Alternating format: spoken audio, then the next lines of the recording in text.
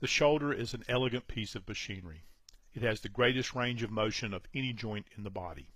However, this large range of motion can also lead to shoulder joint problems. Understanding the different parts of the shoulder can help you understand how the shoulder works, how it can be injured, and how challenging recovery can be when the shoulder is injured.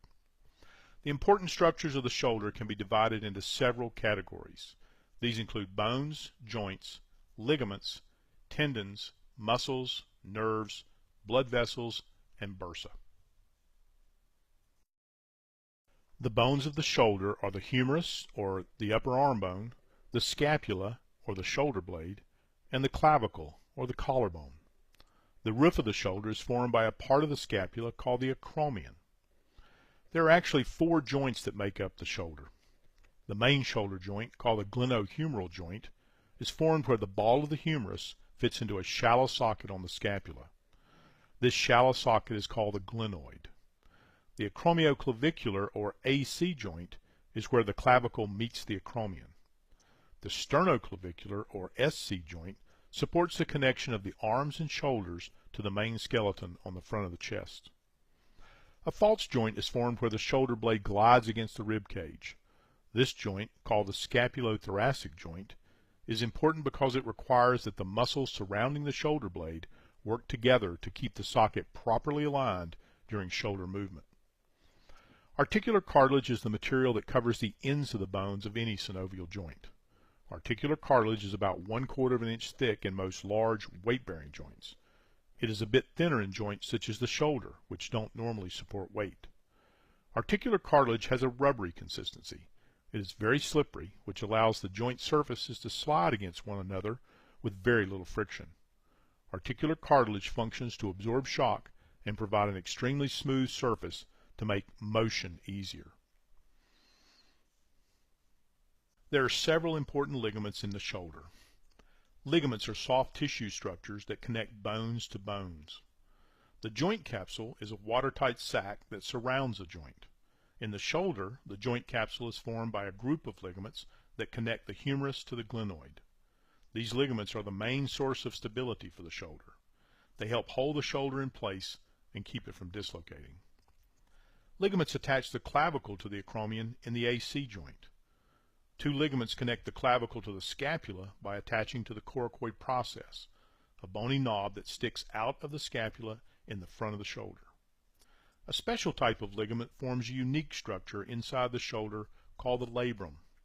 The labrum is attached almost completely around the edge of the glenoid. When viewed in cross-section, the labrum is wedge-shaped. The wedge shape and the way the labrum is attached create an elevated rim around the glenoid socket. This is important because the glenoid socket is so flat and shallow that the ball of the humerus does not fit tightly.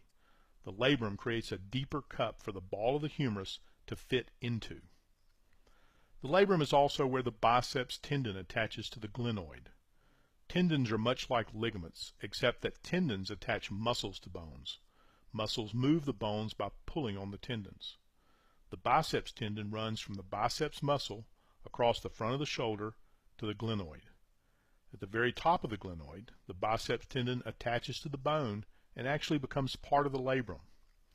This connection can be a source of problems when the biceps tendon is damaged and pulls away from its attachment to the glenoid. 4 tendons connect the deepest layer of muscles, the rotator cuff muscles, to the humerus. Just before these muscles attach to the upper end of the humerus, they join together to form a single tendon called the rotator cuff. The rotator cuff muscles lie just outside the shoulder joint. These muscles help raise the arm from the side and rotate the shoulder in many directions.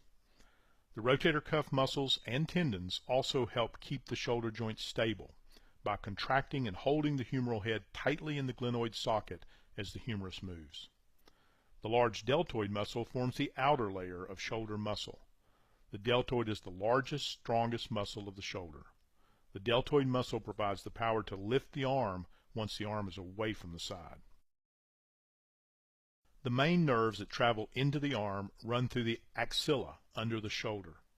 3 main nerves begin together at the shoulder: the radial nerve, the ulnar nerve, and the median nerve. These nerves carry the signals from the brain to the muscles that move the arm. The nerves also carry signals back to the brain about sensations such as touch, pain, and temperature. There is also an important nerve that travels around the back of the shoulder joint to supply sensation to a small area of skin on the outside of the shoulder and motor signals to the deltoid muscle.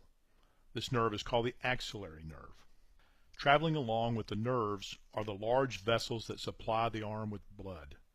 The large axillary artery travels through the axilla.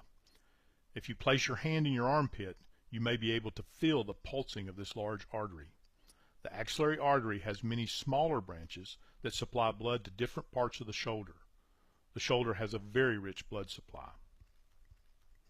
Sandwiched between the rotator cuff tendons and the deltoid muscle are structures known as bursa. Bursa are everywhere in the body. They are found wherever two body parts move against one another and there is no joint to reduce the friction. A bursa is simply a watertight sac between two moving surfaces that contains a small amount of lubricating fluid.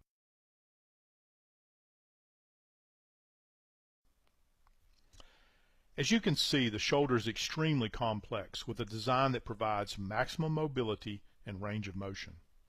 Besides big lifting jobs, the shoulder joint is also responsible for getting the hand in the right position for any function. When you realize all the different ways and positions we use our hands every day, it is easy to understand how hard daily life can be when the shoulder isn't working well.